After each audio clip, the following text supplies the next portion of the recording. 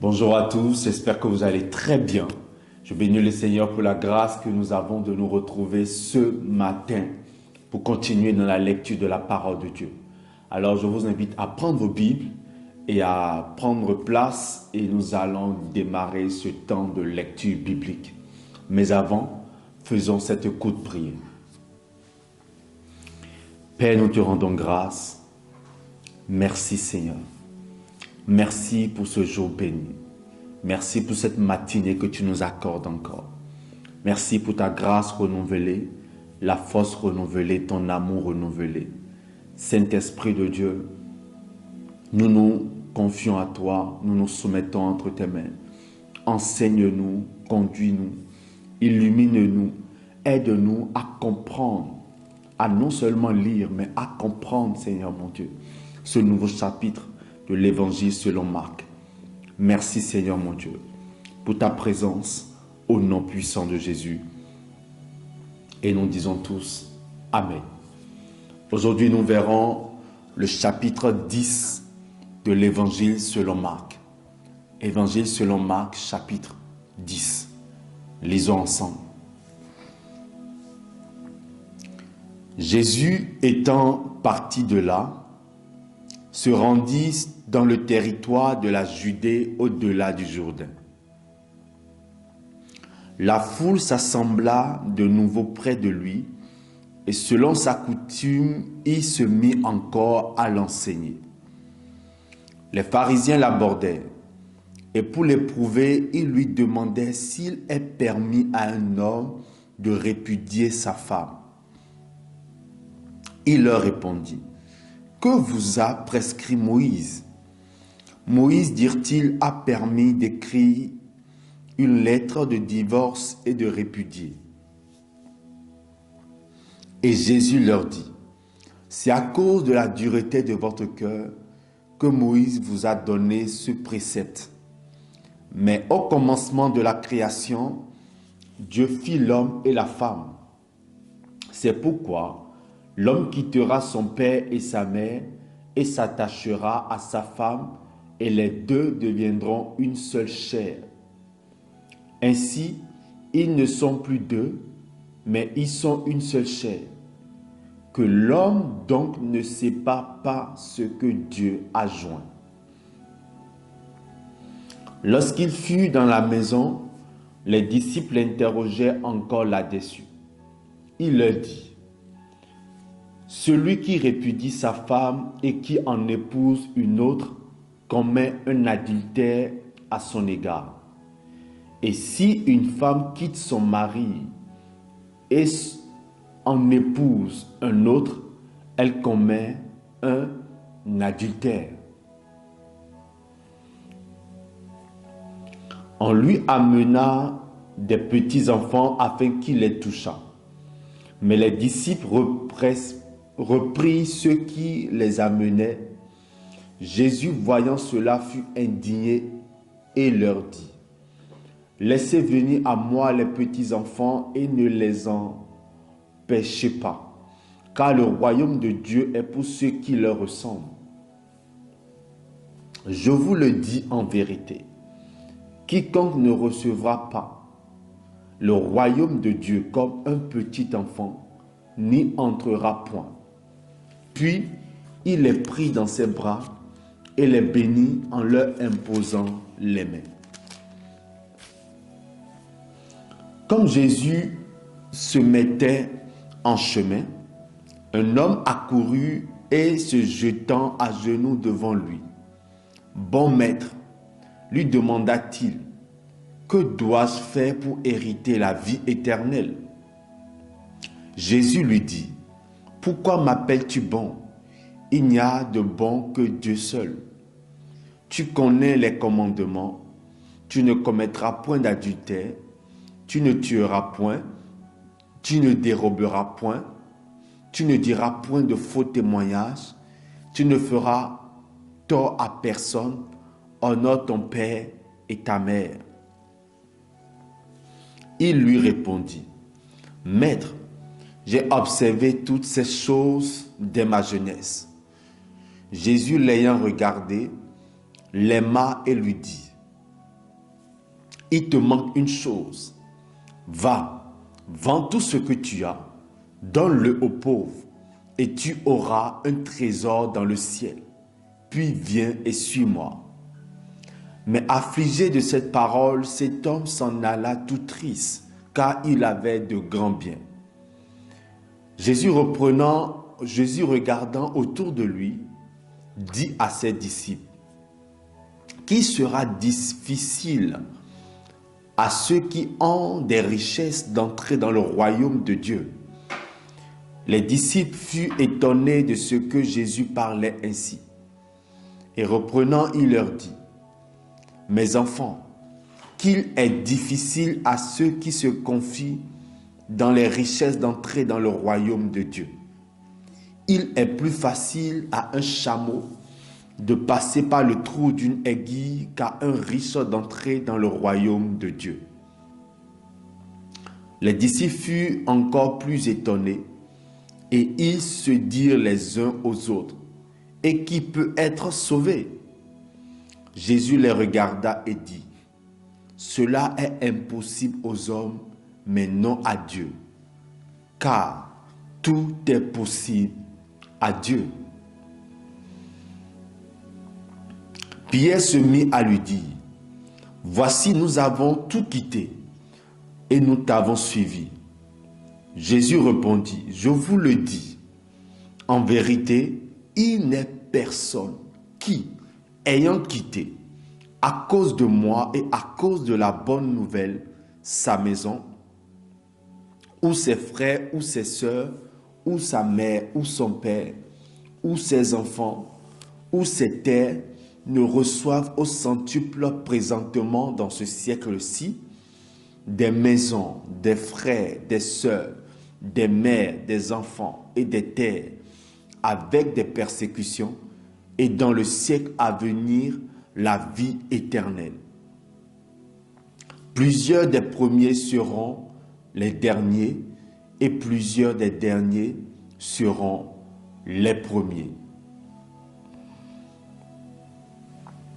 Ils étaient en chemin pour monter à Jérusalem. Et Jésus allait devant eux. Les disciples étaient troublés et le suivaient avec crainte. Et Jésus prit de nouveau les 12 auprès de lui et commença à leur dire ce qui devait arriver. Voici, nous montons à Jérusalem et le Fils de l'homme sera livré aux principaux sacrificateurs et aux scribes. Ils le condamneront à mort et ils le livreront aux païens, qui se moqueront de lui, cracheront sur lui, le battront de verges et le feront mourir. Et 3 jours après, il ressuscitera. Les fils de Zébédée, Jacques et Jean, s'approchaient de Jésus et lui dirent, « Maître, nous voudrons que tu fasses pour nous ce que nous te demanderons. » Il leur dit, « Que voulez-vous que je fasse pour vous? Accorde-nous, lui dirent-ils, d'être assis l'un à ta droite et l'autre à ta gauche, quand tu seras dans ta gloire. » Jésus leur répondit, « Vous ne savez ce que vous demandez. Pouvez-vous boire la coupe que je dois boire ou être baptisé du baptême dont je dois être baptisé? » Nous le pouvons, dirent-ils. Et Jésus leur répondit, « Il est vrai que vous boirez la coupe que je dois boire et que vous serez baptisés du baptême dont je dois être baptisé. Mais pour ce qui est d'être assis à ma droite ou à ma gauche, cela ne dépend pas de moi et ne sera donné qu'à ceux à qui cela est réservé. » Les 10, ayant entendu cela, commençaient à s'indigner contre Jacques et Jean. Jésus les regarda et leur dit, « Vous savez que ceux qu'on regarde comme les chefs des nations les tyrannisent et que les grands les dominent. il n'en est pas de même au milieu de vous. Mais quiconque veut être grand parmi vous, qu'il soit votre serviteur. Et quiconque veut être le premier parmi vous, qu'il soit l'esclave de tous. Car le Fils de l'homme est venu, non pour être servi, mais pour servir et donner sa vie comme le rançon de plusieurs.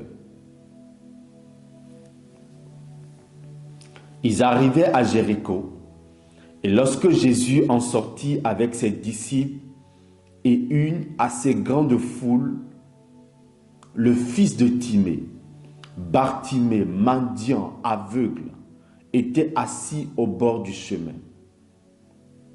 Il entendit que c'était Jésus de Nazareth, et il se mit à crier, « Fils de David, Jésus, aie pitié de moi. » Plusieurs le reprenaient pour le faire taire, mais il criait beaucoup plus fort, « Fils de David, aie pitié de moi. » Jésus s'arrêta et dit, « Appelez-le. » Ils appelèrent l'aveugle en lui disant, « Prends courage, lève-toi, il t'appelle. » L'aveugle jeta son manteau et, se levant d'un bond, vint vers Jésus. Jésus, prenant la parole, lui dit, « Que veux-tu que je te fasse, Rabouni ?» Lui répondit l'aveugle, « Que je reçoive la vue. » Dernier verset pour ce chapitre, verset 52. Et Jésus lui dit, « Va, ta foi t'a sauvé. » Aussitôt, il recouvra la vue et suivit Jésus dans le chemin. Que Dieu bénisse sa parole. Merci pour avoir suivi cette vidéo. Laissez-moi en commentaire le verset qui vous a le plus touché dans ce chapitre. Moi, parmi les versets qui m'ont le plus touché, il y a le verset 40 qui dit, « Mais pour ceux qui est d'être assis, à ma droite ou à ma gauche, cela ne dépend pas de moi et ne sera donné qu'à ceux à qui cela est réservé. » Et ne sera donné qu'à ceux à qui cela est réservé. J'aimerais dire à quelqu'un ce matin, il y a une place qui t'est réservée. Il y a une place qui t'est réservée. Dans la société, dans cette entreprise, dans ce foyer, dans ce secteur d'activité, dans cette église, dans ton environnement, dans ta communauté, il y a une place qui t'est réservée. Dieu nous a réservé tous une place. Peut-être que la place que tu occupes aujourd'hui n'est pas la tienne, raison pour laquelle tu as beaucoup de combats, beaucoup de persécutions. Mais j'aimerais que tu saches qu'il y a une place qui t'est réservée. Dans cette entreprise, si tu es en train de chercher un travail aujourd'hui, sache que Dieu t'a réservé une place dans une entreprise. Et ma prière ce matin, c'est que l'Esprit de Dieu te conduise vers cette place. Dans cette entreprise, dans ce travail, dans ce foyer, dans cette maison, dans cette activité, que l'Esprit de Dieu, en cette journée, nous conduise vers la bonne place qui nous est réservée. Parce que quand tu occupes la bonne place qui t'est réservée, tu avances facilement, tu prospères facilement et Dieu sera avec toi. Que le Seigneur, en cette journée, te dirige au bon endroit, au bon moment, te conduise vers la place qu'il t'a réservée, afin que tu puisses la posséder en cette journée, pour la seule gloire de l'Éternel, dans le nom puissant de Jésus. Déclare avec moi, en ce jour, je possède la place qui m'est réservée. Déclare cela, je possède la place qui m'est réservée, dans la société, dans mon travail, dans mon foyer, dans le secteur d'activité, je possède la place qui m'est réservée. Au nom de Jésus, que Dieu vous bénisse abondamment. Merci d'avoir suivi cette vidéo. Si elle vous a béni, n'oubliez pas à liker, à partager et à vous abonner également. Shalom à tous et on se dit tous à la prochaine. Shalom.